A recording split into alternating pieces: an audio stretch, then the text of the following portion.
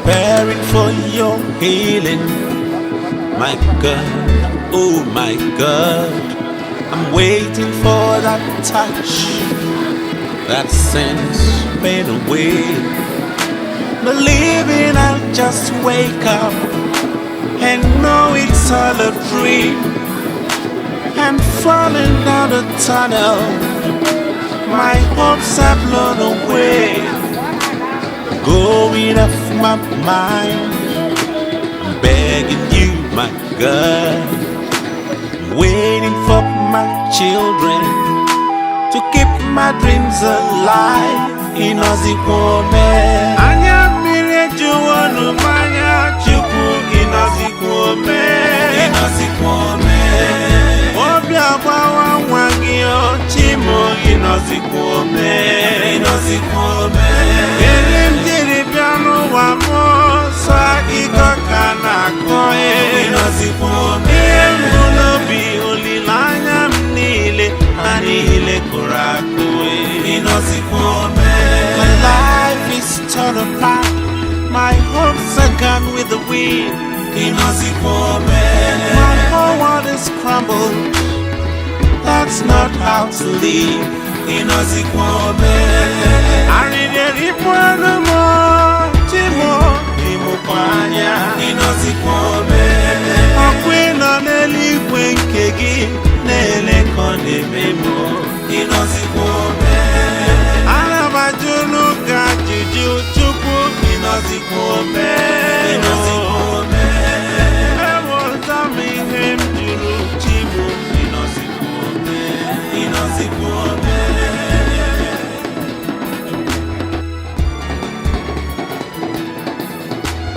Giving all I live for, satisfy my flesh.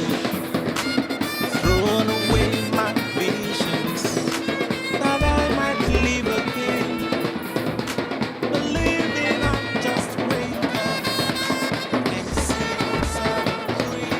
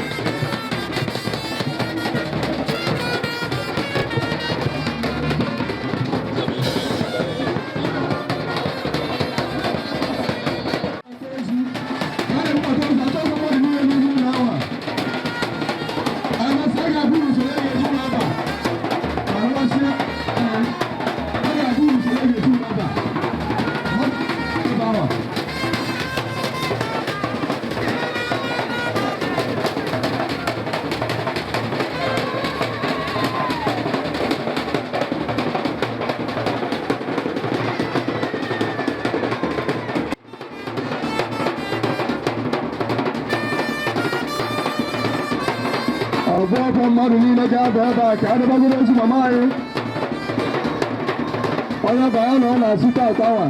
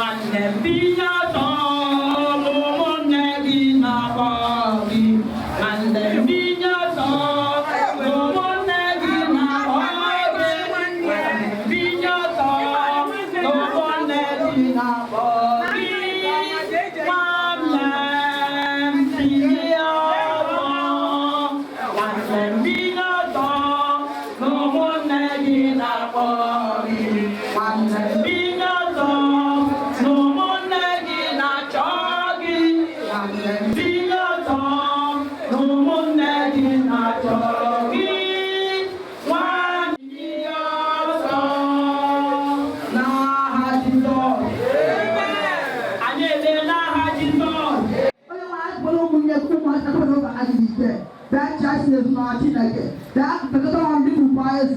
What do you like? The one you go find it. Let us know that I put an over now. How this all? Only when I got my side, I got to find it in right to Goma. I got to hold here to Goma. What do I do? I can't even go to now.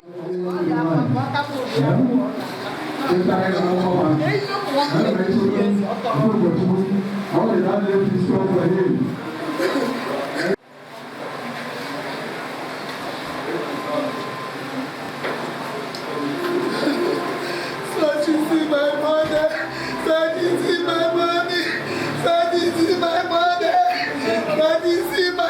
Okwuchukwu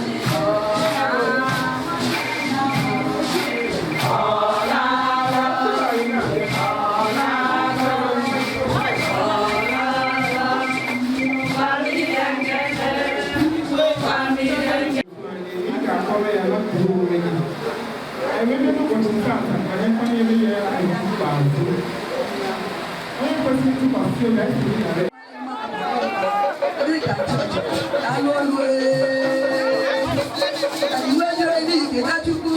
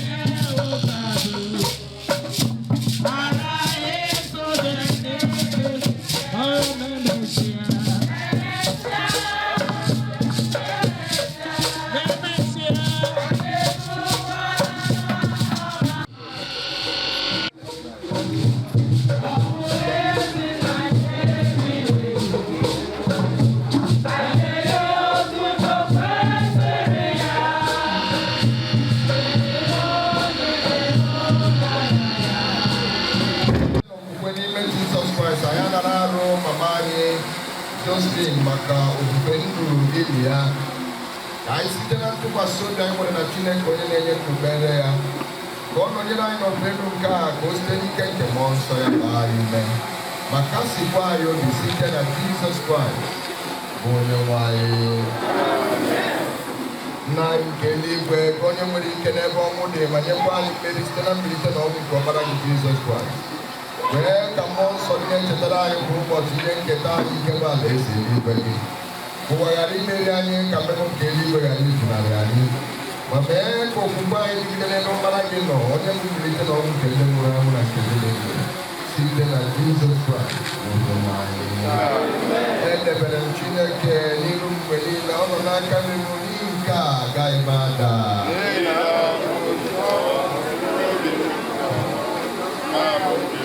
Ị gaghị arapụ mkpụrụ obi n'ọkụ ala mmụọ, ị gaghị ekwekwa ka onye nsọ n'ihu ire ure. Ị ga-egosi m ọnụ ụzọ nke ndụ n'iru gị ka abụ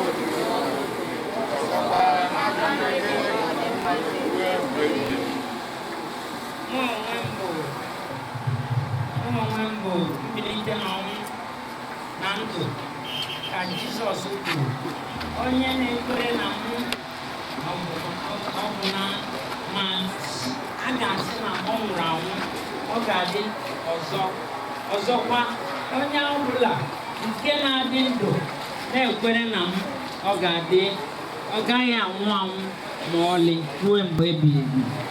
Anyị ewetaghị ihe ọbụla n'ụwa ọtọ n'elu aja n'ikpeazụ mgbe m emebisikwara akwụkwọ arụ m nke a, ọ bụ na ngosi anụ arụ m bụ hụ Chineke onye m onwe m ga-ahụ onwe m, anya abụọ ga-ahụkwa ya, ọ bụghị kwa onye ala ọzọ. anyị ewetaghị ihe ọbụla n'ụwa, anyị apụghịkwa iwere ihe ọbụla pụọ n'ime ya. Jehova nyere, Jehova narawokwa, ka aha Jehova bụrụ ihe a gọziri agọzi. N'ihi na asị na mụ dị ndụ, ọ bụ n'ebe onye nwe anyị nọ ka m dị ndụ. Ma asị na anyị nwụrụ anwụ, ọ bụ n'ebe onye nwe anyị nọ ka anyị nwụrụ anwụ. Ya mere, ma anyị dị ndụ ma anyị nwụrụ anwụ, anyị bụ nke onye nwe anyị. N'ihi na ihe Kraịst ji nwụọ dịkwa ndụ ọzọ bụ nke a, ka ọ wee bụrụ onye nwe ma ndị dị ndụ ma ndị nwụrụ anwụ. Onye ga-ekewapụ anyị n'ịhụnanya nke Kraịst Jizọs?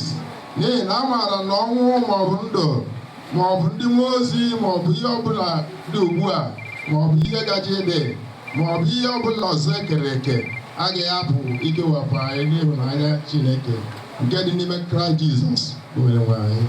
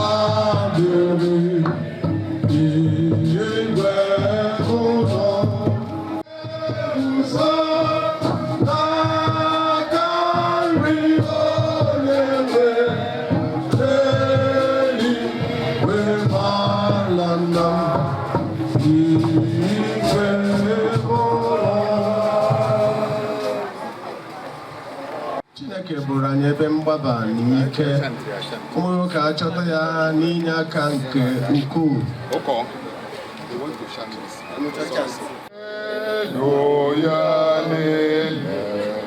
Otu osimiri dị mmiri ya niile emegodi nwere nsọ nke ebe obibi niile nke onye kachasị elu.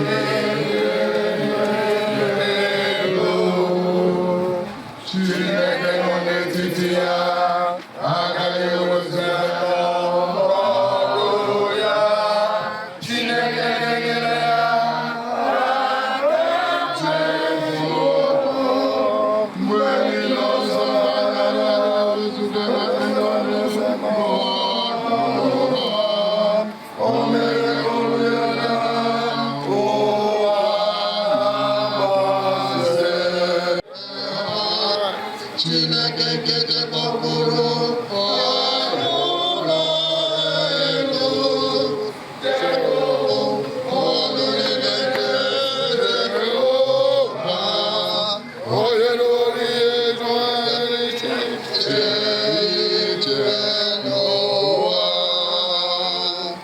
Mere ka niile kwụsịrị nsọtụ ha, gbajụta gbarụ onye soro ha laa n'ebe ọkụ ranaka marakwana m onwe m Chineke, ha na-ebuli n'etiti mba niile, ha na-ebuli n'ụwa.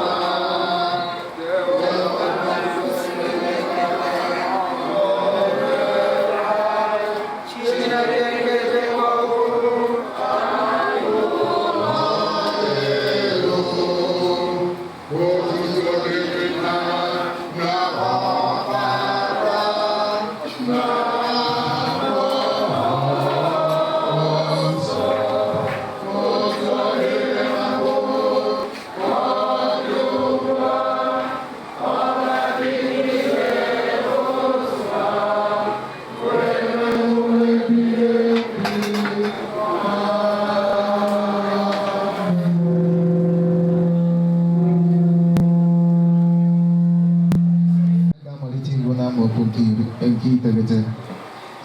Revelation chapter 7 from verse 9.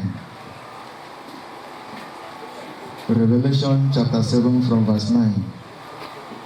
Mgbe ihe ndị a gasịrị wee hụ ma lee oke igwe mmadụ nke onye ọbụla na-apụghị ịgụta ọnụ, ndị si na mba niile ọbụla n'ebo niile na ndị niile na asụsụ niile pụta na-eguzo n'iru oche eze ahụ na n'iru nwa atụrụ ahụ. Egbokwasịwara ha uwe mwụda dị ọcha, igu nkwụ dịkwa n'aka ha. Ha wee were oke olu tie mkpu sị, nzọpụta dịrị Chineke anyị onye na-anọkwasị n'oche eze ahụ dịkwara nwa atụrụ ahụ. Ndị mmụọ ozi niile na-eguzokwa n'oche eze ahụ, ndị okenye ahụ na ihe anọ ahụ nke dị ndụ gburugburu. Ha wee daa kpuchie iru ha n'ala n'iru oche eze ahụ wee kpọọ isi ala nye Chineke anyị sị, amen. Ngọzi niile na otuto niile na amamihe niile na ekele niile na nsọpụrụ niile na ike niile na ome niile dịrị Chineke anyị ruo mgbe niile ebighị ebi, amen. Otu n'etiti ndị okenye ahụ wee zaa sị m, ndị a ndị egbokwasịworo uwe mwụda ahụ dị ọcha, ha bụ ole ndị? Olee ebe ha sikwa bịa? M wee sị ya, onye nwe m, gị onwe gị matara. O wee sị m, ndị a bụ ndị na-esi na mkpagbu ahụ pụta. Ha sakwara uwe mwụda ha, mekwa ka ha dị ọcha n'ime ọbara nwa atụrụ ahụ. N'ihi nke a ka ọ nọ n'iru oche eze Chineke. Ha na-efekwa ya ofufe ehihie na abalị n'ụlọ nsọ ya. Onye ahụ nke na-anọkwasị n'oche eze ahụ ga-agbasakwa ụlọ ikwu ya n'isi ha. Agụụ agaghị agụkwa ha ọzọ, akpịrị agaghị akpọkwa ha nkụ ọzọ, anyanwụ agaghị achakwa ha ọzọ, ma ọ bụ okpomọkụ ọbụla, n'ihi na nwa atụrụ ahụ nke nọ n'etiti oche eze ahụ ga-azụ ha dịka atụrụ. Ọ ga-edurukwa ha gaa n'isi iyi nke mmiri nke ndụ. Chineke ga-ehichapụkwa anya mmiri niile ọbụla n'anya ha. Nke a bụ okwu Onyenwe anyị.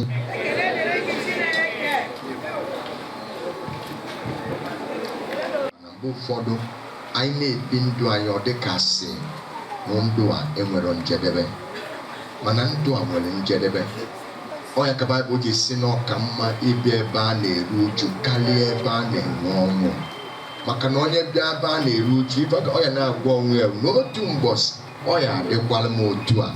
Ndị Igbo si na igwe niile ejeka na ọsọ. Ndị Sụlọ Igbo si na death is an inevitable appointment everybody must keep.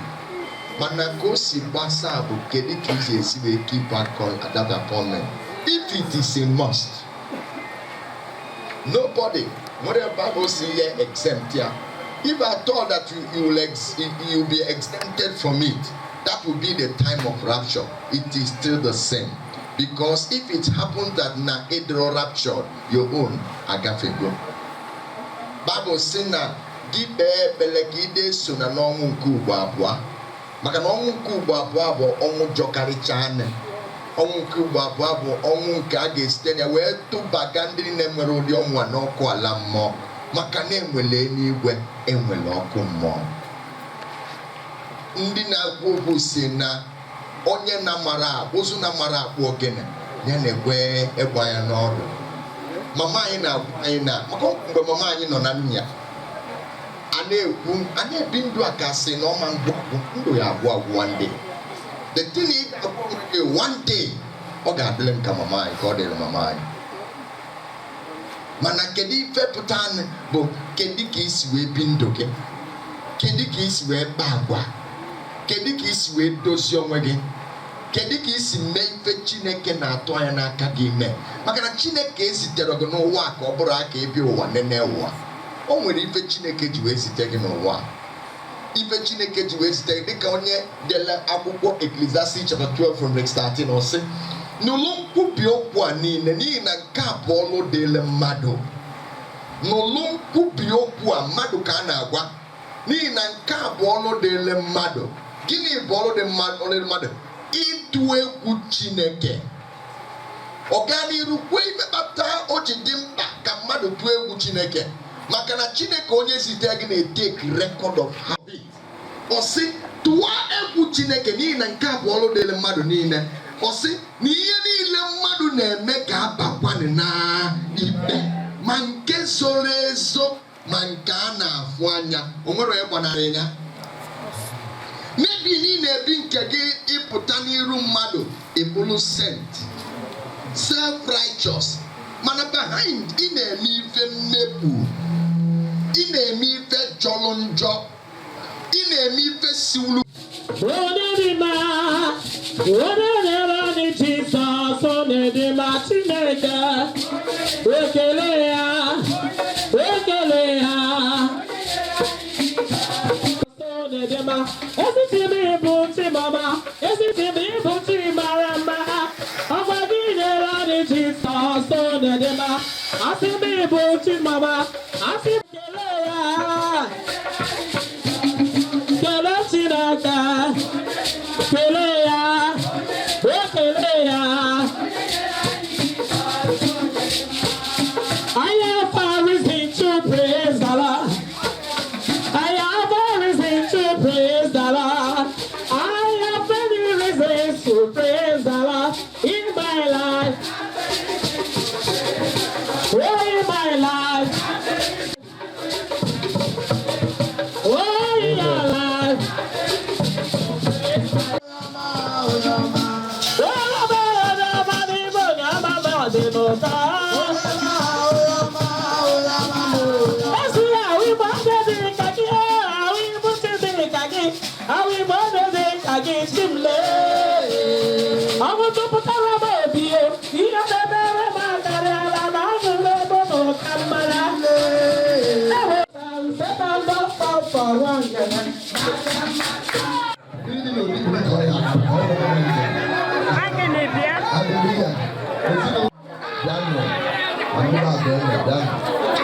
Chineke mmadụ niile kwụrụ ọtọ sepụpụ aka n'ebe ezinụlọ anọ kpebere ekpere yọọ Chineke enyemaka ya, yọọ Chineke nkwado ya, yọọ Chineke ya kasie ha, yọọ Chineke kịta ha na mọzi nne ya bụrụ ha nne ụtụtụ eji anyasị ya nọrọ ha nso ha mgbe niile ịgbaziri ha elo ha na-enyefe ofu obi, na-enyefe ofu asụsụ, na-enyefe ofu mmụọ, na-ekwere ka ihe ọbụla ga-eweta mkpasa maọbụ nkewa ka ọ pụta n'etiti ha.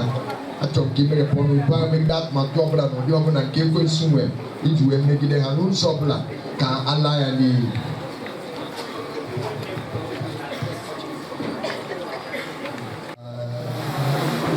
N'afọ ndị be Lepa Daniel Obike Ojukwu ka mmụọ bụ diọkpara ya bụ ikele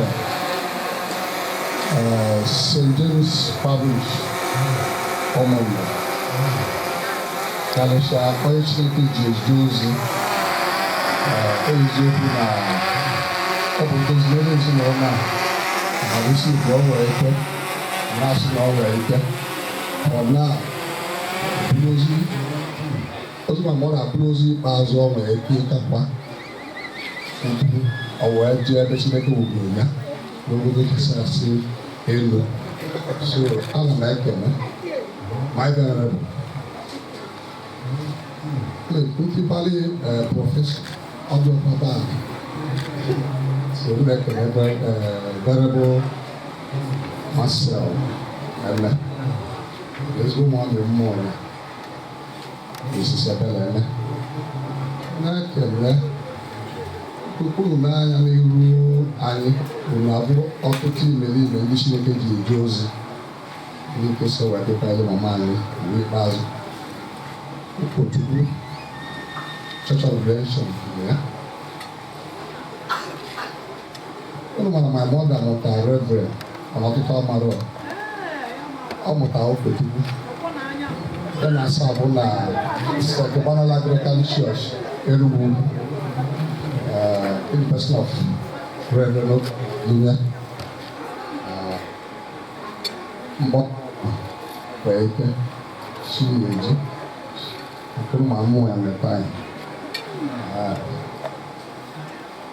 abụgo m nnukwu ọgọ nwoke kwesịrị asụsụ mba mmiri ekele Pero no vi.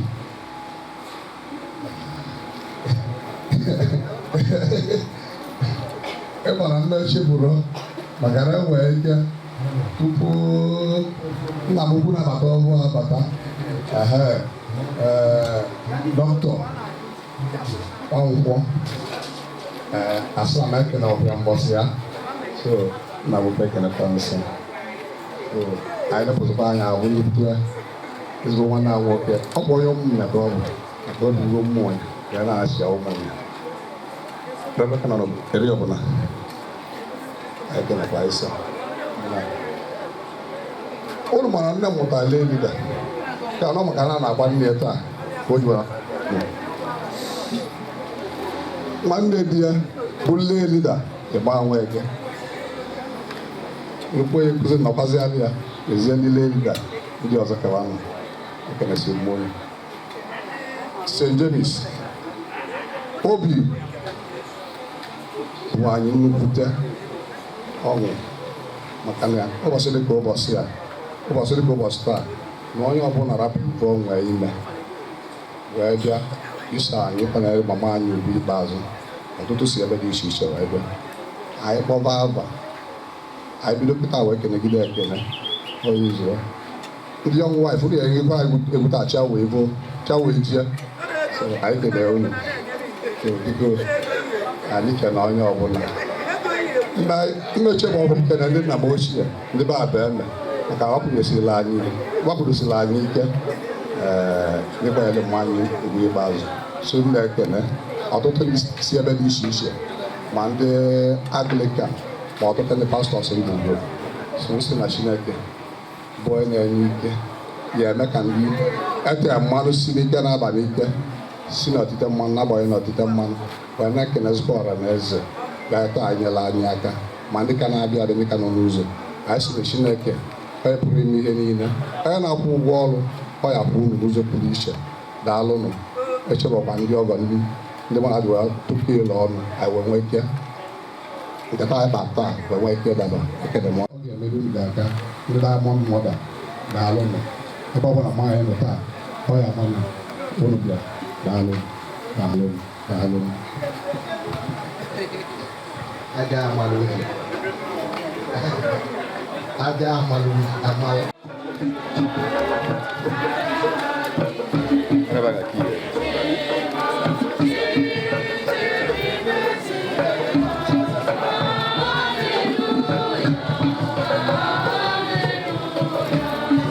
Amen. Ka ikpere Chineke onye nwe anyị nọ n'elu unu. Chineke onye atọgbọrọ ọkpara gị Jizọs Kraịst n'ili gọzie ili nke a anyị na-arịọ ka ọ bụrụ ebe izuru ike nke arụ nwanne anyị nwaanyị bụ Josephine ruo mbilite n'ọnwụ ndị nsọ n'ụbọchị ikpeazụ n'aha nke Nna na nke Ọkpara na nke Mmụọ Nsọ. Biko dịka a ga na-abụzi abụ 50 page 24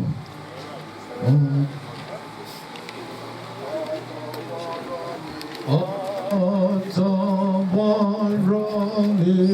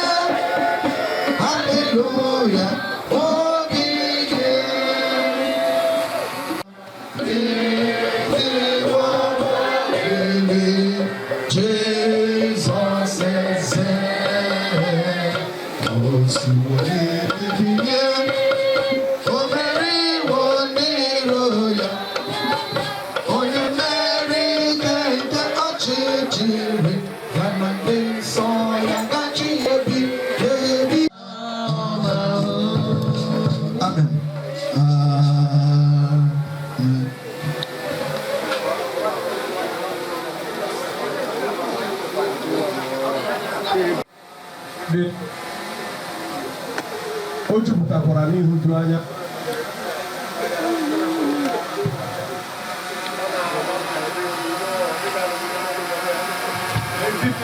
anyị nọ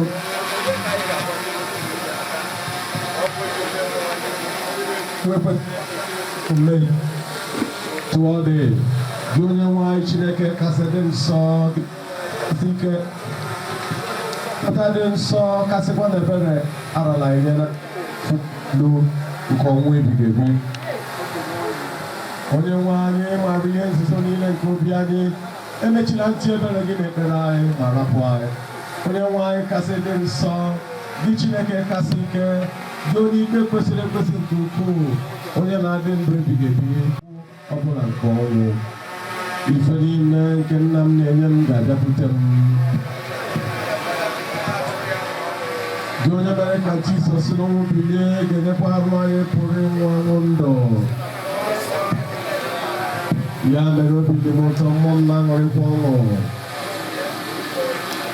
ị ga-egosi m ụzọ nke ndụ n'iru gị ka ọnwụ zuru oke dị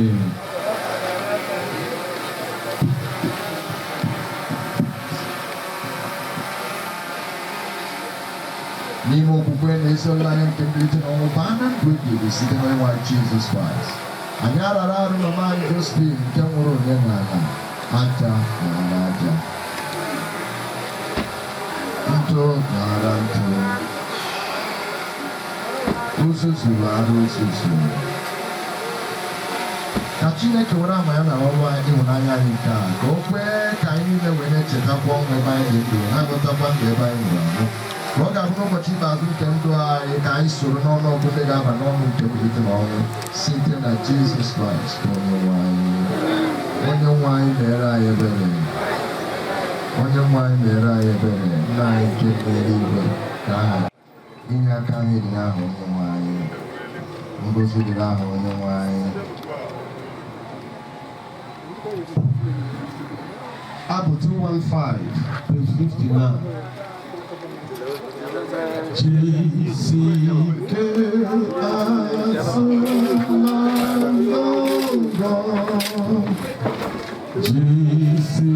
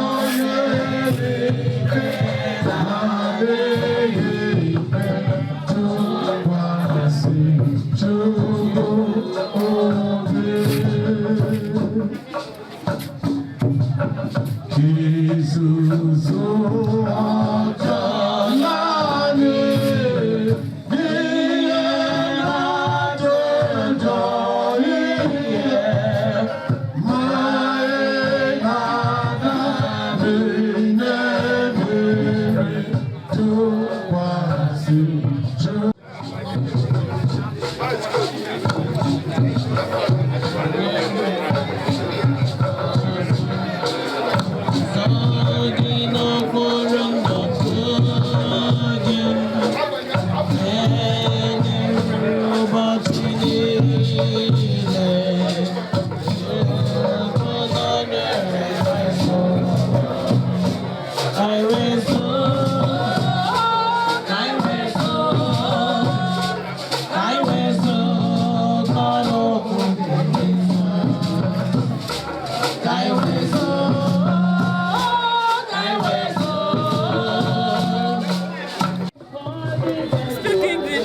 Let's know your name. Okay, my name Miracle Madike. Miracle Madike. How are you related to the family of late Mrs. Josephine? Okwuchukwu Udechukwu. Wow. Your mother is the last girl of the family. Yes. How can you describe your mother in your grandmother, right? If I may ask. Grandmother.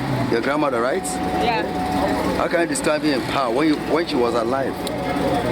She was a lot of things. She can be a lot. Let's not talk about the steady prayers anytime you come in to see her. The prayers, the word of encouragement, everything. Like, one thing I just remember about her is once she always told me, be at peace with everyone. No matter what you do in life, don't be faster than your shadow. Don't be in a hurry to get something. Everyone and everything has a pace in life to follow. She's one of things. Thank you. What is your wish, your last wish for her? My last wish for her. I know her and I know she's with the Lord. And I know she's in heaven. Thank you. Remind them she used to call you when she was alive. What's her name again? You can't remember?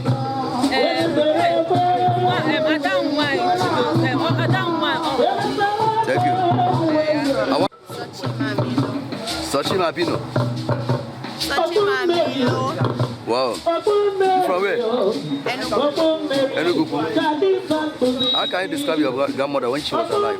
She was the sweetest. She was very caring.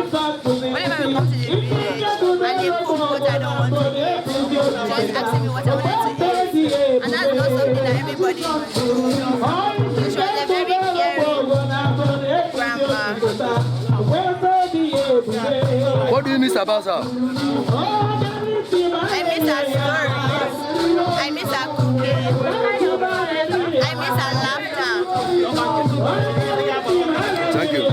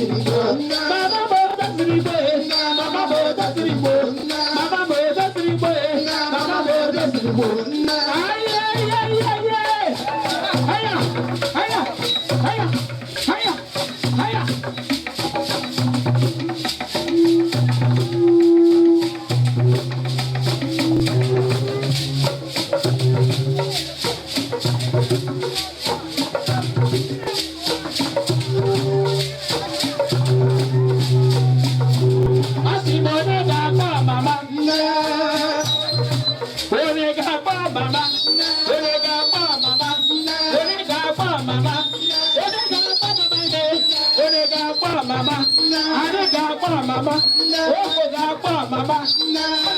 My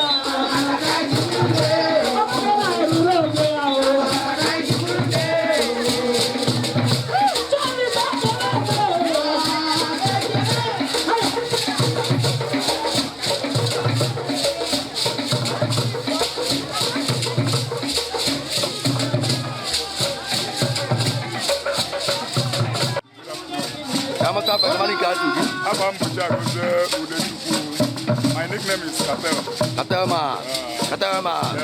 Mega Class Concept, Alaba International. Today, now you Josephine Okwuchukwu Udechukwu. Can you or Nick or grandmother? I had the 9. More last.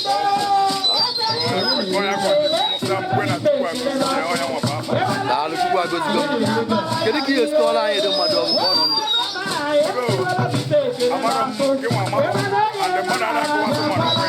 don't know. All my friends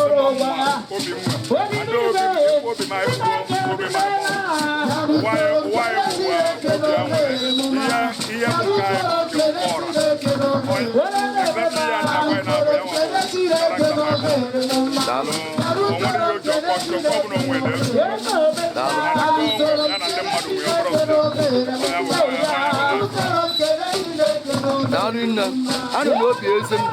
I didn't know. Can you be in a vessel? I'm talking about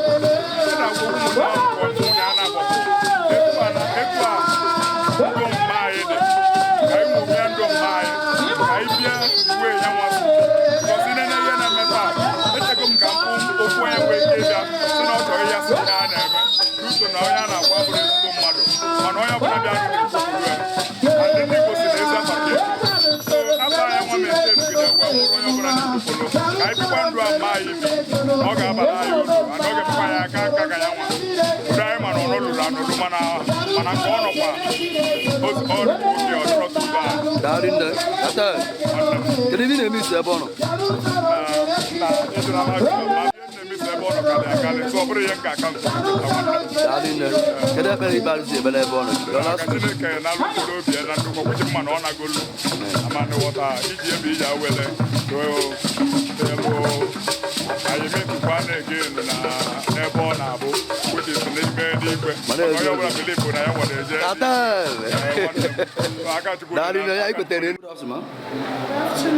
Let's know your name and your position in the family.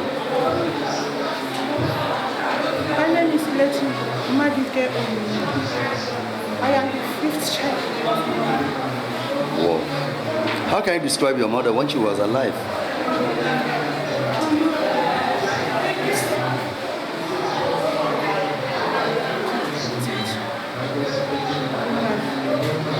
She don't want what she don't have. She's a hard-working mother. We are 8 of us. And she makes sure that almost 8 of us graduate. Wow. Freedom. She's a giver. Wow. As we like lay here last night, we have saw what happened. Mama was a mother to all. That's why she was called Numo Colombia. Ogosirora. Oshiora. This woman, my mother, that you see today, that's why I will say that I don't know how to start crying over her head because she's a wonderful woman. Even at point of her head, she continued praying for her children. She continued praying for her in-laws, wishing them well. Although she has gone. But I know that her legacy will continue. Thank you. I pray that her soul will rest in peace. Amen. Like you said, I judge you with your word. Your mother lived a life worthy of emulation. Of course. What are you trying to tell your siblings? When it happens, I cried every night and then. Till the day that I went to Australia. To see body. That's when I realized that it is true. I pray that I will live the kind life that she lived. Amen. I pray that I will be well known as she was known when she was alive. Thank you. I haven't heard your word of encouragement to your siblings regarding to the well life spent by your mother. What do you have to tell your siblings? To the life? We don't have mother, we don't have father. We are an orphans. But I will tell them that as Mama lived and gone, that we should continue living in peace, living in unity. Let us be united, because where there is peace, there is always wealth and wellness. Thank you. Thank you. What is the last wish for Mama? That God will receive her, that God should raise her soul. Amen. Remind us the name she used to call you when she was alive.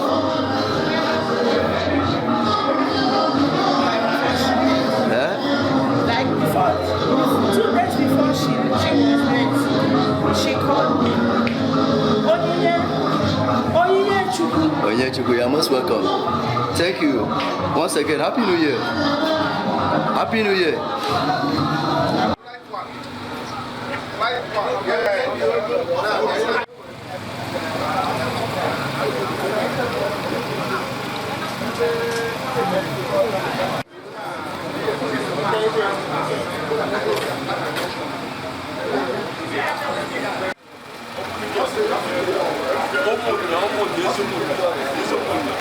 All right, sir. Our culture. Can I get it?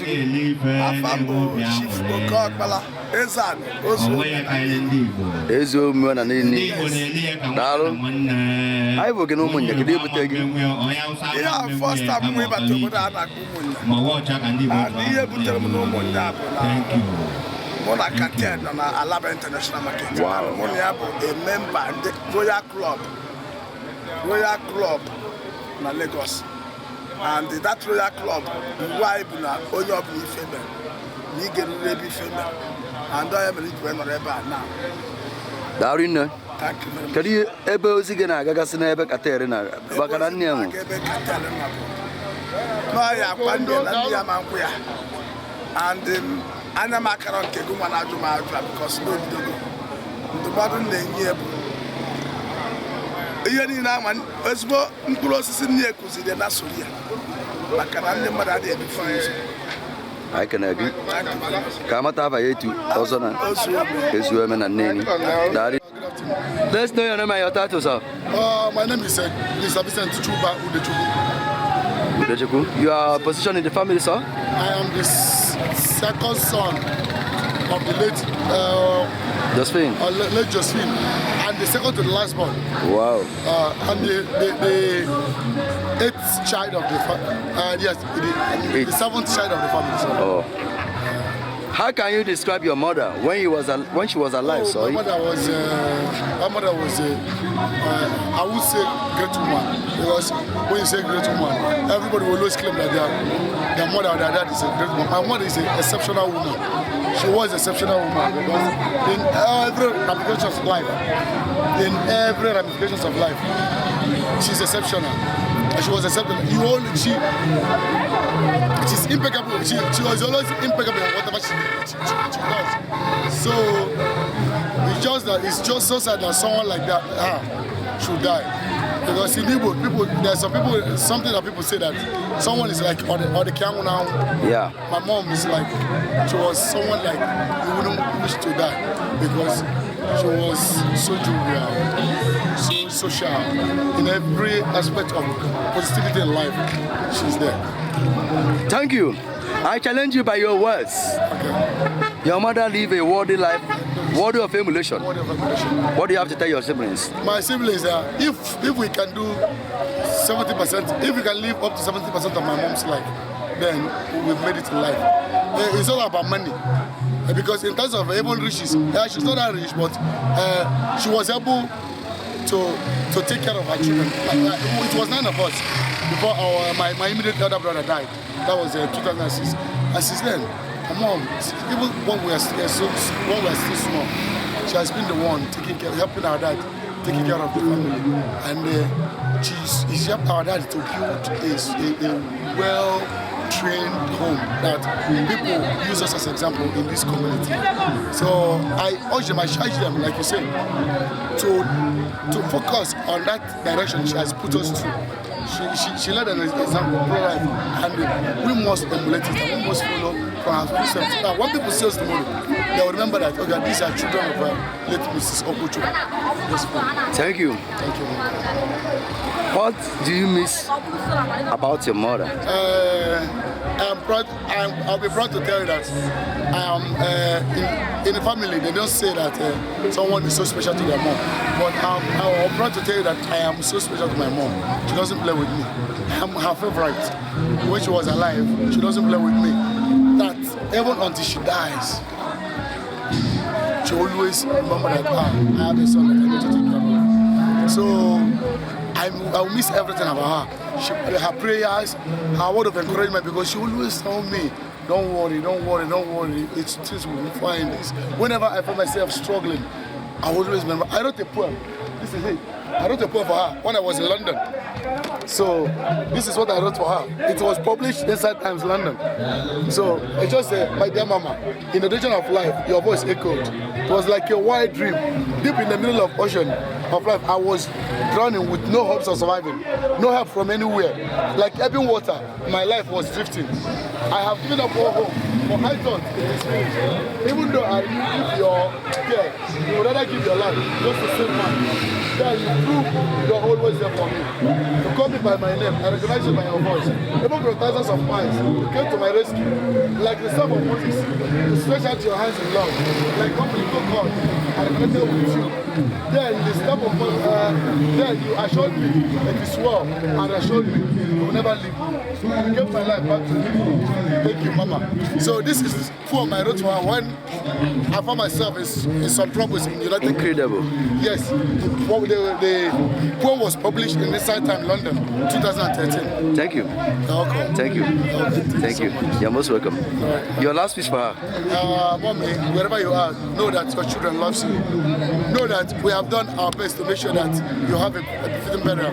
It might not be perfect, it might not be the best, but we did as we can. We promise you that today we'll be like this and we made it. So wherever you are, we want you to be happy. We, your children, want you to be happy. Thank and you. Continue resting in perfect peace. Amen. They might also title name, sir? My name is Mr. Vincent Udechukwu. Your title name? I don't have a title name. Well, you can call me Aboloko. Aboloko is my grandfather's name. Title name. Aboloko? Yes, so we all go by that name, Aboloko. Aboloko, you're most welcome. Let's know your name, sir. Chief Daniel Udechukwu. What is your position in the family, sir? The first son. The first son. The second child. And second child. How can you describe your mother when he was alive? She's a very wonderful woman. She's a mother. Real mother. I don't know how to, but it's impossible to use that. She's a wonderful woman. Okay, can you outline some of the legacies that she left behind for you to sustain? Sure. My mother, she's a time that's always like live by example. She taught us not to care. She taught us not to worship people, just to believe in ourselves. Our mind never to believe in ourselves, not to do, and what they achieve not maybe we can achieve to continue or to. So my mother is tired, she's tired, and always go before her children. She can die to make sure that our children Okay, and there are so many testimonies here on her exemplary way of life. You have, as the first son of the family, any plans to immortalize her name? Yeah. You can see only in Anglican communion, you see a burial. But not in the family, the choir and the mother. Because my mother, she belonged to the choir. Right from her child to no more church, living tree from her. So I have already planned that after the burial, after this most period, our family, and my brothers and sisters, we will do something that at least we make the Anglican Church to know that she's a member of the church.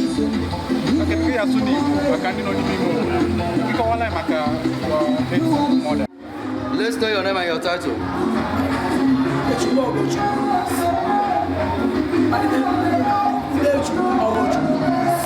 Mrs. What is your position in the family?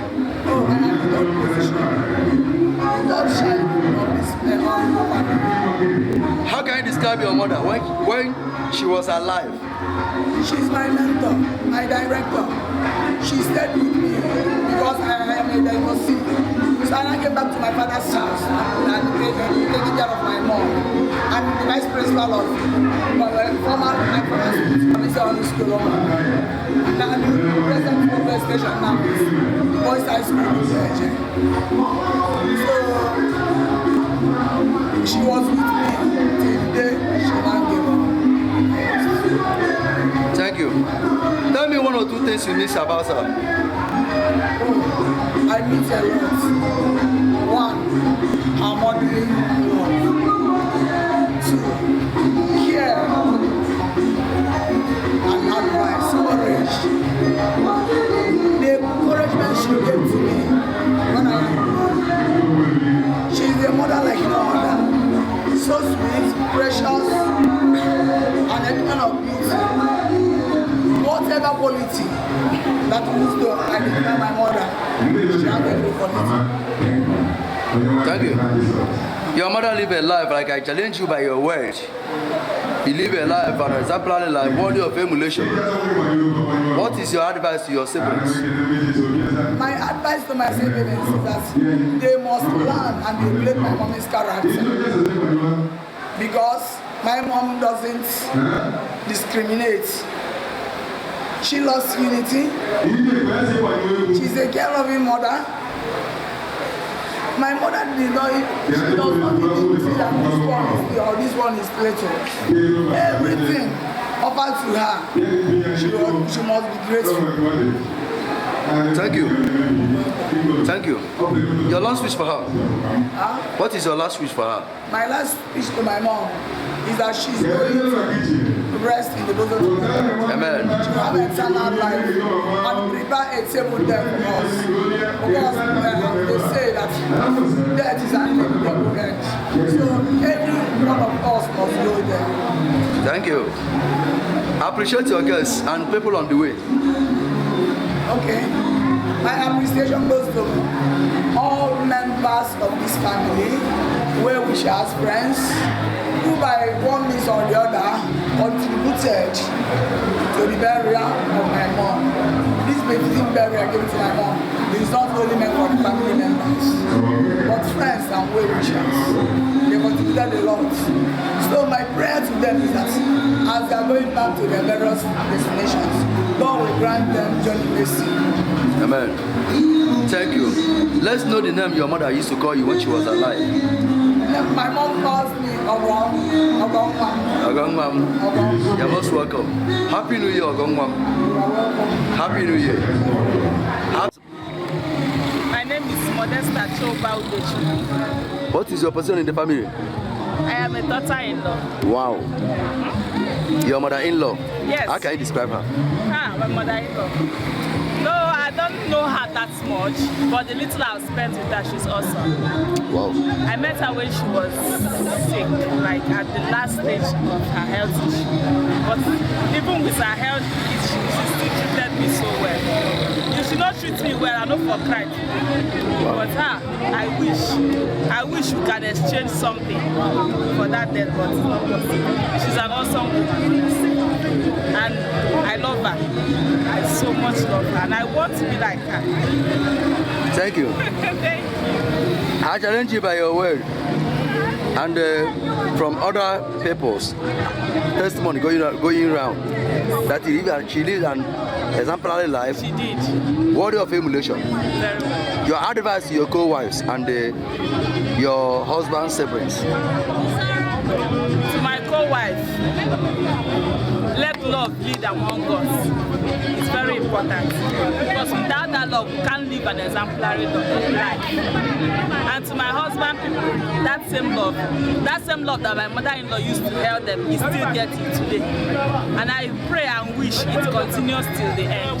Thank you. Title name, huh? Your title? No title yet. Oh. Just call me Modesta. Modesta. Chuba. You're most welcome. You're most wife to Mr. Chuba Udechukwu. Okay, thank you.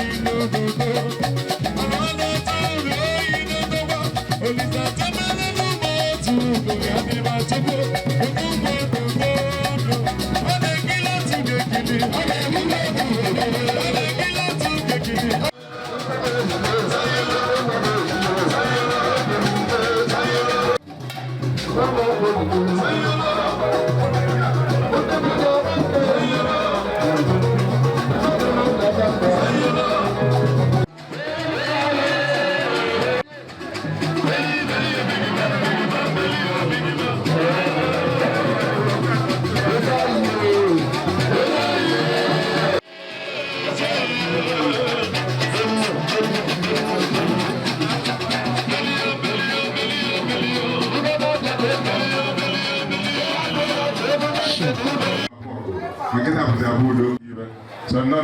Auntie. Praise the Lord. Hallelujah. Because I am the community high school Udechukwu.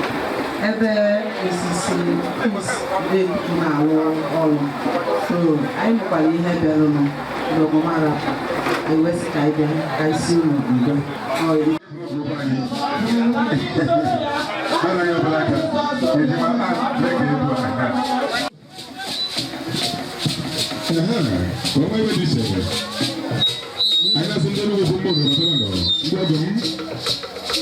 I depend on you. I don't want to leave it to us. I'm in a family. And then we go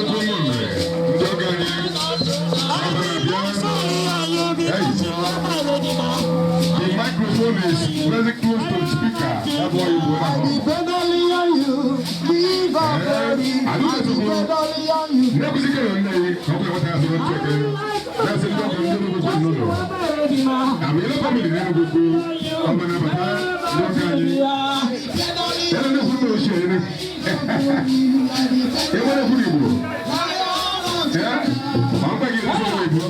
na grandma ana masura ndono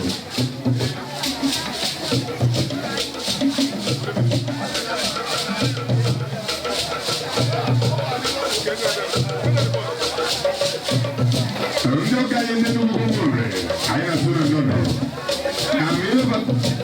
amile family ndio la mshiwe ana masura ndono nani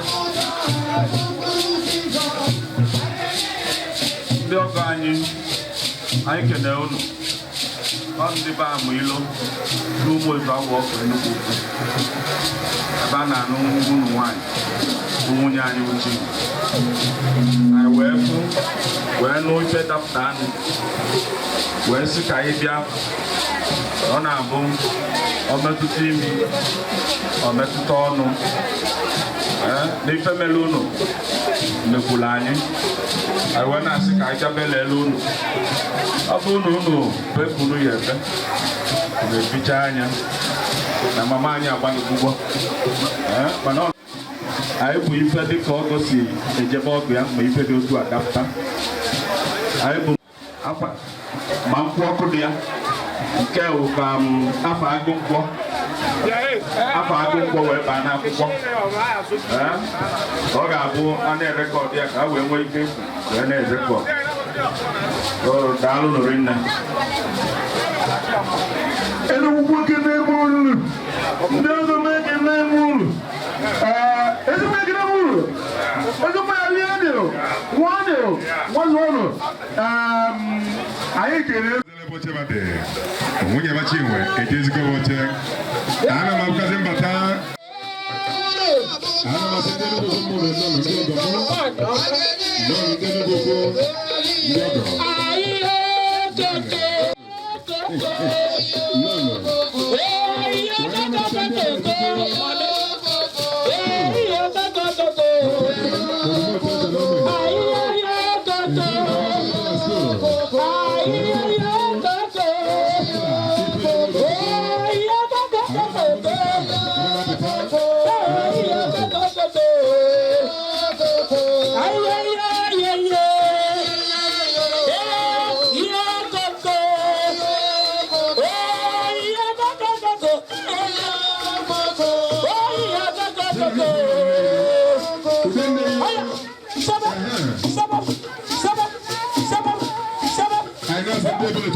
Grammar School, no.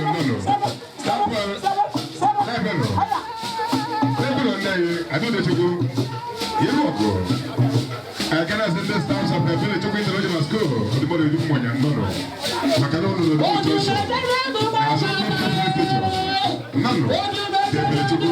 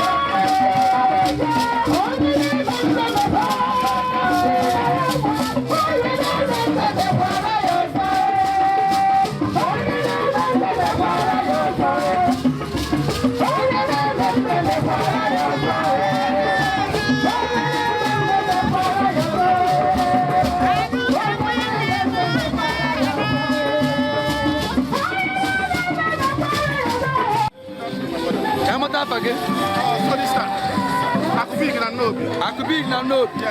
Ama kamata na itata kwa kaya bo. Ata. Oh, my business associates. Yes. Ora kwa nini ngadi na kwa? Yeah, question. Because no, my appointment. I'm not near a farm. So here's the lie. After I'm going up on a god, and whenever I'm doing well, thank God, Nanya Kalanka. But I know I can't. Why I can't come. I walk away. I'm very happy. I had to go. Hello. Our group getting an abon here. Yeah. Our group getting an here. God, this. Loya brother. I could be.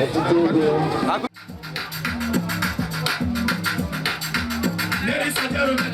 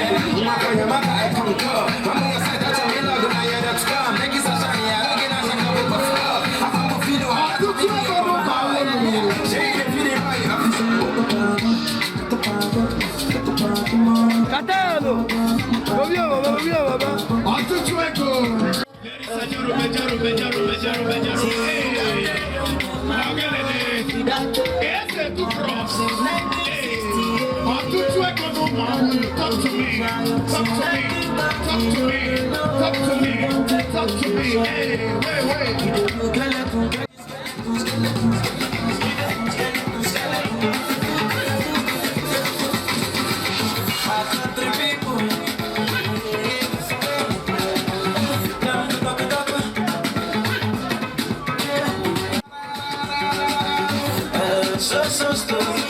Story heavy,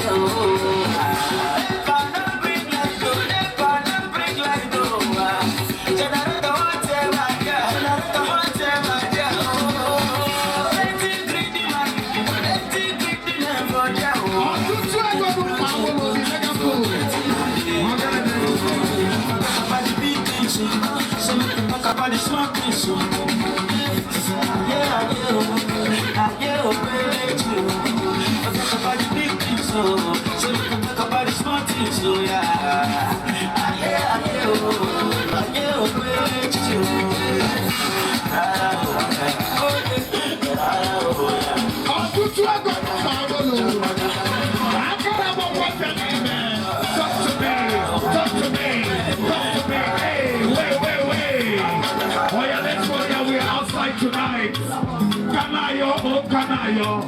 Hey, now you see the Kanayo. Oh, I see you. Hey, okay, talk to me. Ladies and gentlemen. Hey, wait. Hey. So many pretty girls. I just did one that's everything. Who the tester? Hey, I get many guys. Wait, let's go there. I'm a single day. Hey, Josephine Okwuchukwu. Mega flow. Crazy girls like maybe stay. But my girlfriend is I'm sorry, Matami. Hey. That's why I hold on tight. Hold on, hold on tight. Hold on,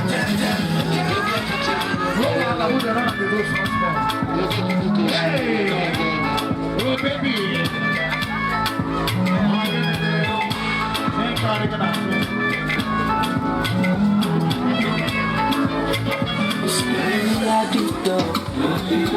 I saw it, baby. I didn't want to mind. Just imagine because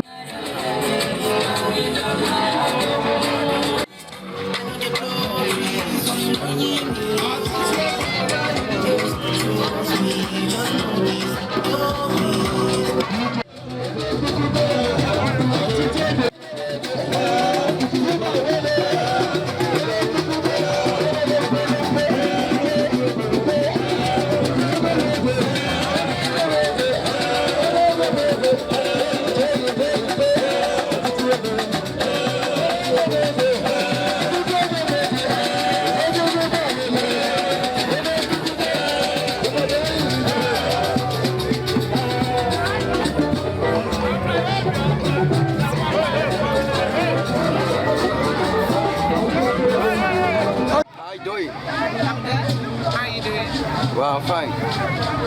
What's your name? Chiamaka Amilo. Chiamaka? Amilo. Amilo, you're from where? Wow. My mom going Josephine Okwuchukwu is your grandmother. She's my grandmother. Wow, you are in the best position to describe her. How can you describe her when she was alive? Wow, I call her a phoenix, right? Because she's someone that's been through a lot. You know, when you go through a lot of things and like things that are supposed to kill you and you just keep living and having better life. I also call her a mantra because she's that leader that people look up to. She's a giver, she's a philanthropist, she's like she's empathetic, she's like the most kind-hearted person I know. So she's undescribable. She's a wonderful woman. Wow. Yes. Like you said, and I hold it by your action. Yeah. You must live an life, an exemplary life, worthy of emulation. She did. What do you have to tell your mother, the siblings to your mother and your uncles regarding to the life of your grandmother? Like I wrote in my oration, which I didn't get to read. I said it there already that I hope we all walk through the same path that Mama walked because Mama did everything right, and I just hope that they are all going to. I pray, and I mean it's a loving family. There is no chaos or nothing. It's an orderly family. So I just hope they are going to walk and pave the same path that Mama walked as well. They should continue to go in their ways. Wow. Your last wish for your grandmother, the Mama? She should rest. I want her to have like a fun-filled afterlife. You know, people would say, you're an angel, go and watch over us. I'm not going to tell Mama to go watch over us because she did that. She's been working and working. I want her to have the best ever afterlife that she can. Let's have a recap of your name and your title once again. Chiamaka Amilo, Mama's granddaughter. Anyanu. Anyanu.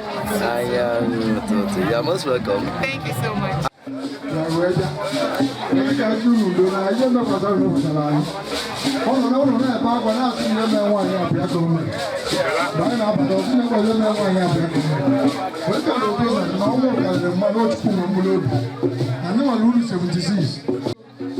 Praise the Lord.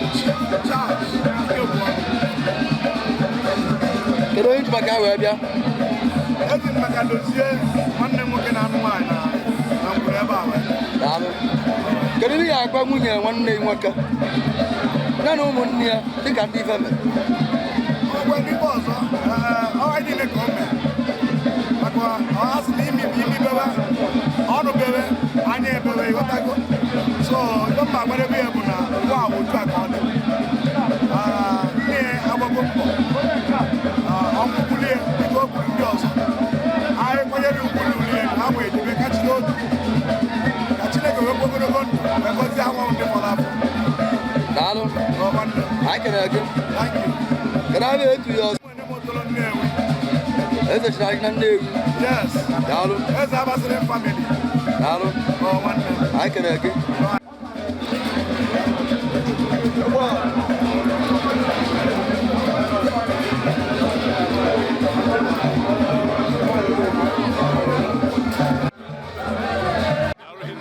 Kedaba can get to get up more outward to the landing. I'm going to couldn't make us a man and name. Yeah? Today, we have to bring you no money at the country family. Well, yeah, now, when you work John, I can show because now, people didn't like an old over the call. I be on your but the other people out so how can you do? No good game. I like it again. I could put an unknown.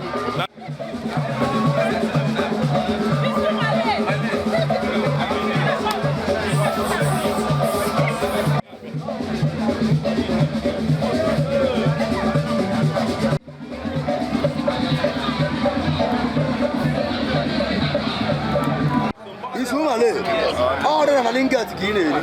You can get Naira. I can get. I will not be with you. Yeah? I'm with you. I can see this. Yes, yes. I met those who are near to where now I am a carrying me. And I better go in our receipt. I'm a Maria. Now, Adrian is in a Manaha Jesus. Is Humale. I can again. I know good one when I'm now. Get up, I can't get it. Ogregan and Nisa. Kadimaki said, Nisa. I can again. Kadimas cooking is no night where no I look up Nisa. Whether Omonia, sick, put on the Omonia was. I mean, Otego, I am more than 20 years. Who lives in on a Maluchiraka? Who lives in on a Negalaya? So, I'll let you water. So, I am alone. I need a you ever as a kind of Iranian Milimera. When I got children, he was I had to be ever. Yahweh, Yoma, Yahweh, Yammer. I can again. That in the. Can I pay to your son? I'm going to get a niece. Now, I can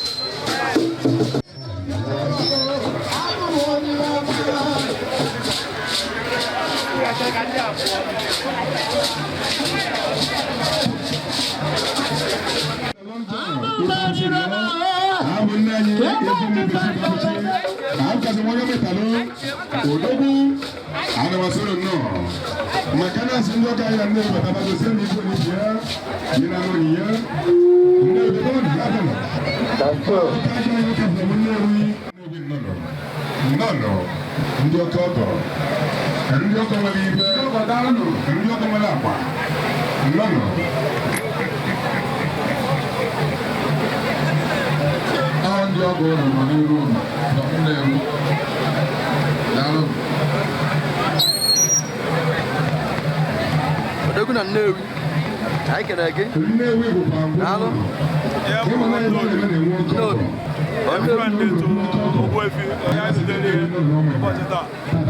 Yeah, I saw maybe I get a lot of people. I saw more if I don't know money. I will. You see this when you're not there. We are calling. Now, I want to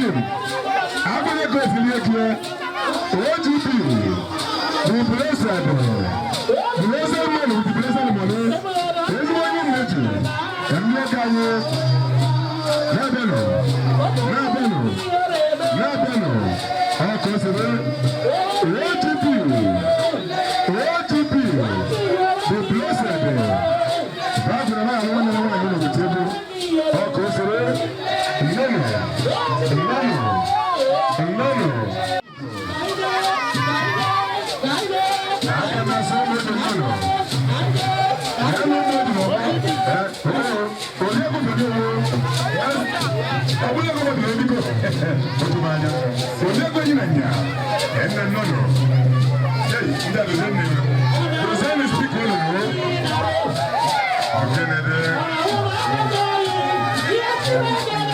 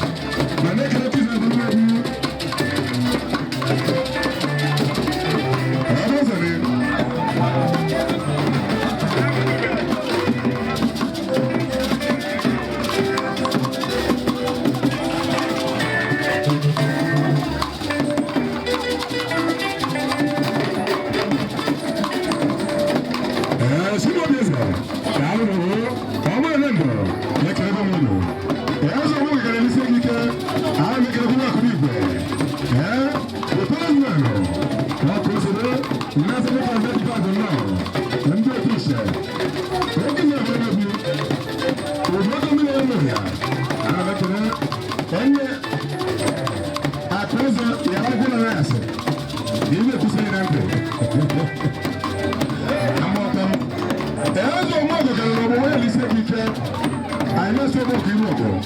But more girl will let go on you. They will let go on you. Hey!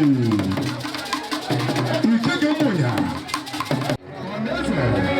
Come on, come up down. Is here about is here said the worker. Or what be? I know so much you know. Down the road. You can me know more before. Why you never tie share? I said the worker. Or what be? I know so no.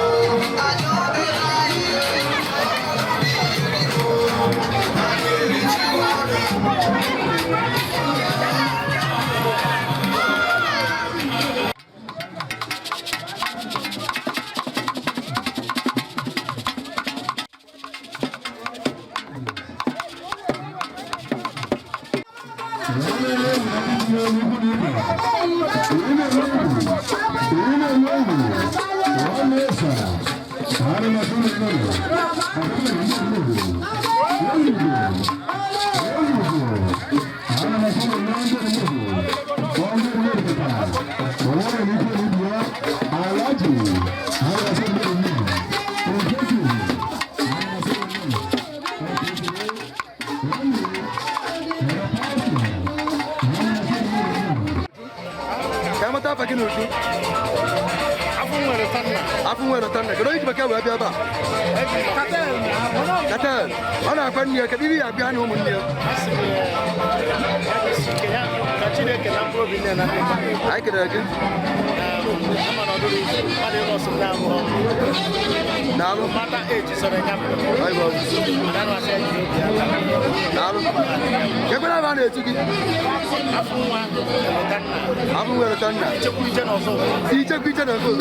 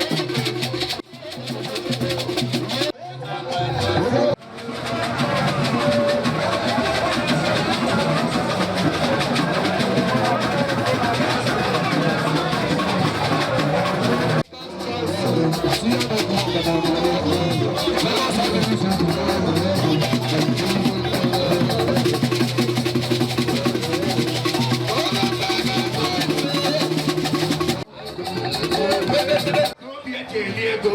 Ọnụ ọgwụ ịmadatị na ka isi eri ego a na-echeta m oge m bụ ihe.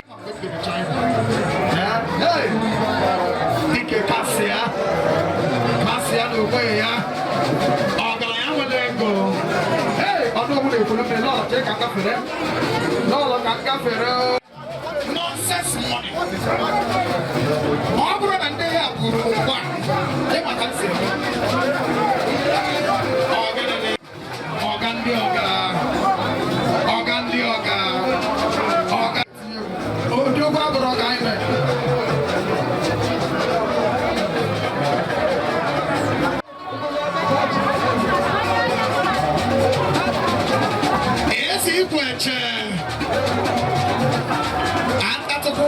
atatu ake ka ọbụkwa na ọ na-aga aga maka adịrị ama ama na ife egwu ka a na-eme ahụmadịka ndị madam akụzirila m ego mmanụ ihe asụkụ ezu ihe emegide ihe ego efu ọ bụrụ mpaghị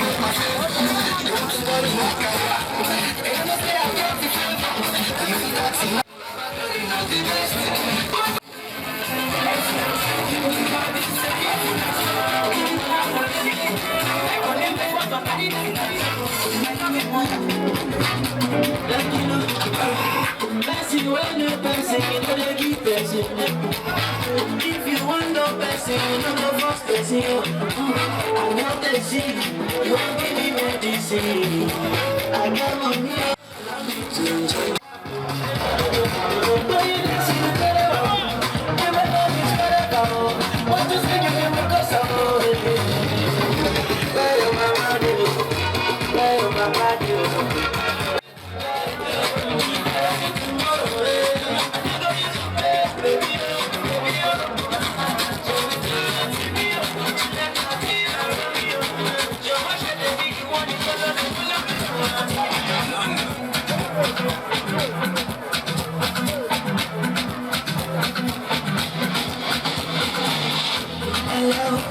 Everybody fail. DJ should fail. This of me,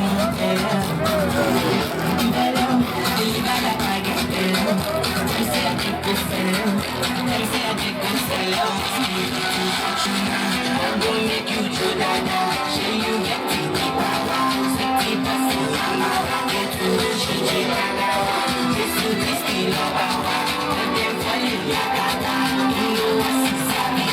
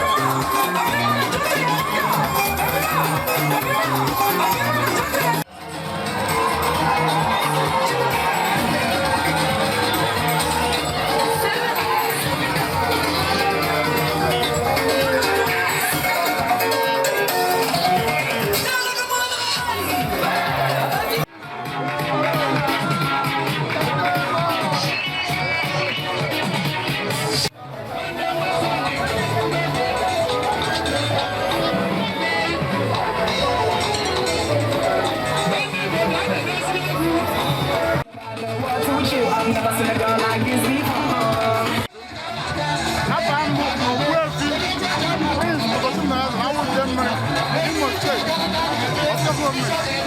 Really, I come back and start now. Quite here.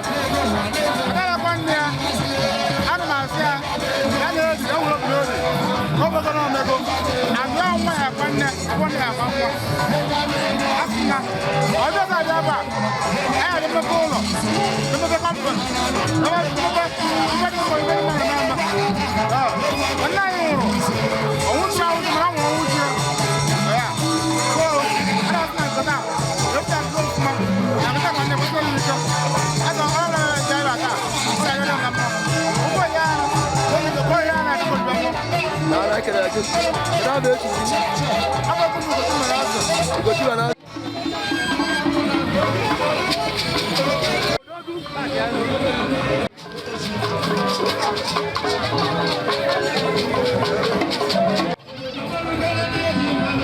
I'm a tough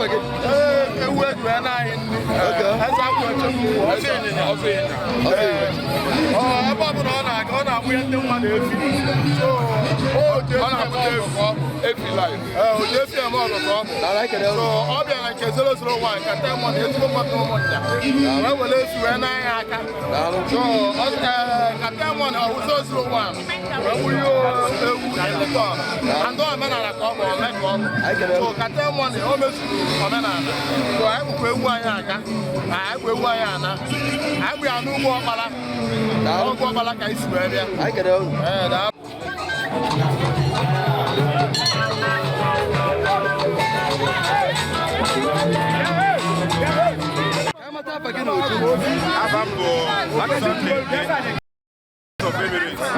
The Prince of Emirates. Prince of Emirates. Okay.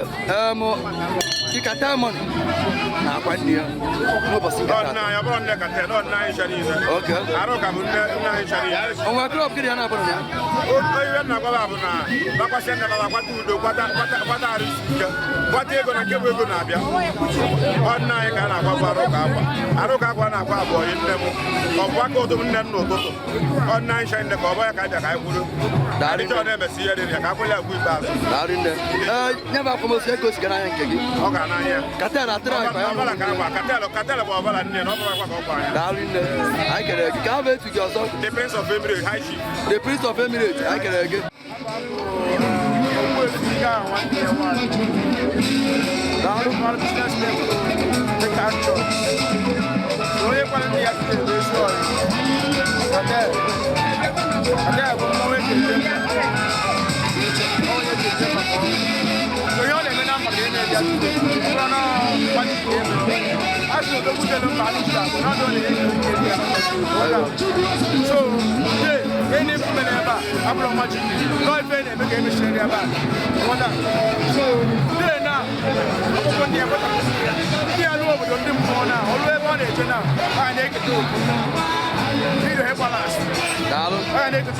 I can get. I am the oh no, but I am finding that when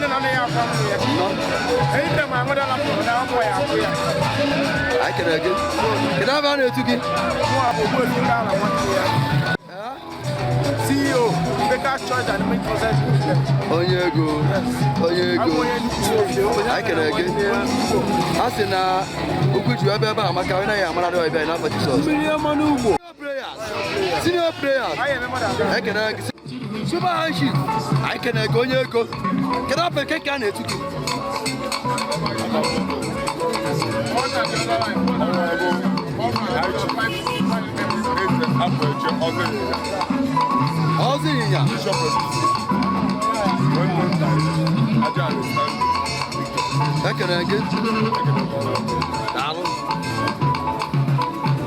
Money. Oh, we're going to when you're no passing a tata. Can I say, can you hear? None of them are here.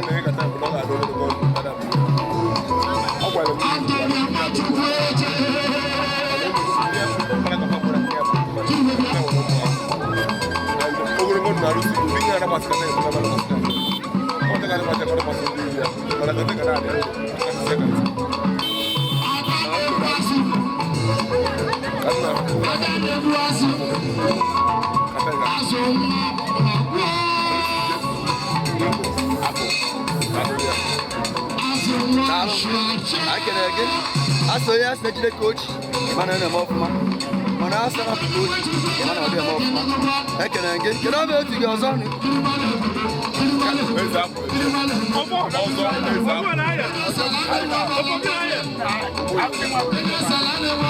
Okay, ekene again. Dari le. Okay ma. Let's do your name ma. My name is Udechukwu. And I believe it's your mother-in-law that we are celebrating today. Yes. How do you describe your mother-in-law when she was alive? Say? How do you describe her when she was alive? Say Tell me one or two things you know and learn from her when she was alive. She's accommodating. She's a good woman. She's so caring. Little I know her. Even in December, we plan that we are coming back to her to bring her grandchild for her. But unfortunately, she left before the December that we discussed. So that's it. Tell me the things you learned from her. I believe in that. That's it. You didn't leave her? Wow.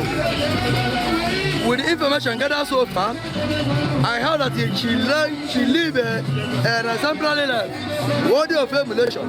Yeah. What do you have to tell your co-wife and also your husband's siblings regarding to the legacy your mother-in-law left behind?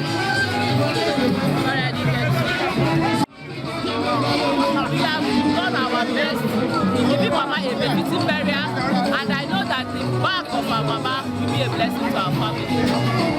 All my co-wife and my mother-in-law, my co-wife and my husband's siblings, to follow Mama's footsteps and to emulate Mama's lifestyle. Thank you. Remind me the name. I'm Miss Udechukwu. Thank you.